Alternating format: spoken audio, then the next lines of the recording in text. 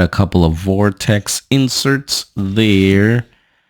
None of the guys are that great. Here we got our sunbursts of the Revolution. Arroyo. Gutse Betancourt. Nothing there either. These were the rookies from the 2024 Topps Flagship set.